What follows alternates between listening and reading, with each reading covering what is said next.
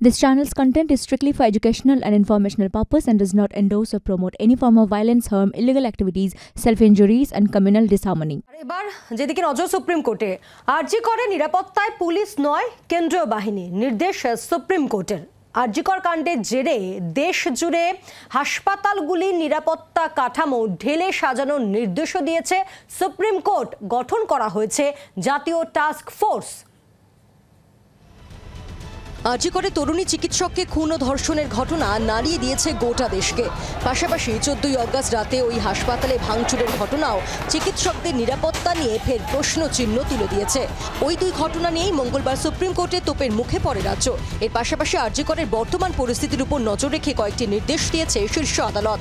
তাতে বলা হয়েছে আরজিকর হাসপাতালে কেন্দ্রীয় বাহিনী মোতায়েন করা হবে। বৃহস্পতিবারের মধ্যে স্ট্যাটাস রিপোর্ট দিতে হবে সিবিআইকে। ধর্ষণ ও হত্যাকাণ্ডের পর থেকে চলছে জুনিয়র চিকিৎসকদের কর্মসূচি। আন্দোলনরত চিকিৎসকদের কাজে ফেরার অনুরোধ জানিয়েছে সুপ্রিম কোর্ট।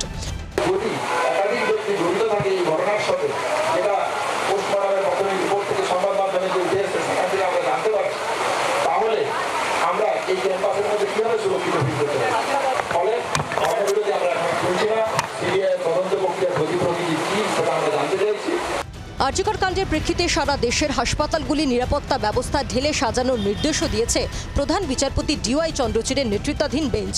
স্বাস্থ্য পরিষেবার সঙ্গে যুক্ত প্রত্যেককে নিরাপত্তার কথা ভেবে জাতীয় স্তরে টাস্ক ফোর্স গঠন করার নির্দেশ দেওয়া হয়েছে। কিভাবে টাস্ক ফোর্স কাজ করবে তা নিয়েও দেওয়া হয়েছে একগুচ্ছ নির্দেশ। চিকিৎসকদের নিরাপত্তা সংক্রান্ত বিষয় 10 জনে জাতীয় টাস্ক ফোর্স গঠনের নির্দেশ।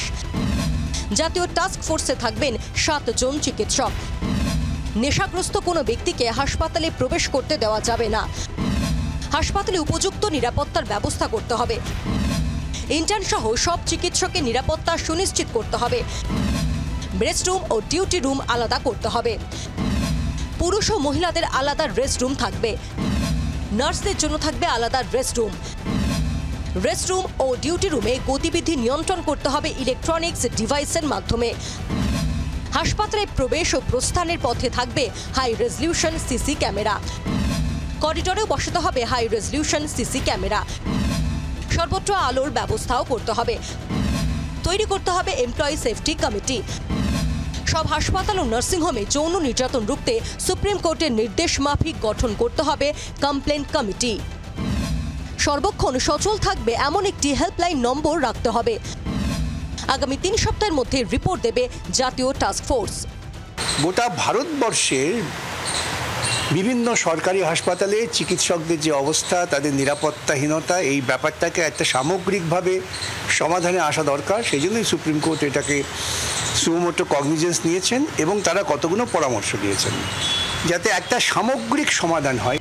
এদিন শীর্ষ আদালত এও স্পষ্ট করে দিয়েছে আরজিকরের ঘটনার প্রতিবাদে শান্তিপূর্ণ কর্মসূচির উপর কোনোভাবেই জোর খাটানো যাবে না। বেঞ্চের মত, চিকিৎসক, আইনজীবী বা নাগরিক সমাজ সকলেই শান্তিপূর্ণ প্রতিবাদ দেখাতে পারেন।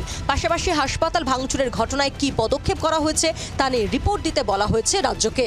এদিনই রাজ্যে সব মেডিকেল কলেজ, হাসপাতাল ও স্বাস্থ্য কেন্দ্রের নিরাপত্তা বাড়াতে সিকিউরিটি অফিসার হিসেবে অবসরপ্রাপ্তদের নিয়োগের বিজ্ঞপ্তি জারি করা হয়েছে পুলিশের তরফে। গত 2 বছরে যেসব অতিরিক্ত police super, deputy police super, inspector পদমর্যাদার আধিকারিক অবসর নিয়েছেন তাদের তালিকা তৈরি করতে বলা হয়েছে। পাশাপাশি শারীরিকভাবে সক্ষম সেনা, নৌসেনা ও বিমান বাহিনীর অবসরপ্রাপ্ত সুবেদার, ক্যাপ্টেনদের নামের তালিকাও তৈরি করতে বলা হয়েছে। আগামী 24 তারিখের মধ্যে তালিকা পাঠাতে হবে রাজ্যের কাছে। নয়াদিল্লি থেকে রাজীব চক্রবর্তী রিপোর্ট, জি 24 ঘন্টা। বাংলার আওয়াজ, বাঙালির আবেগ, জি 24 ঘন্টা।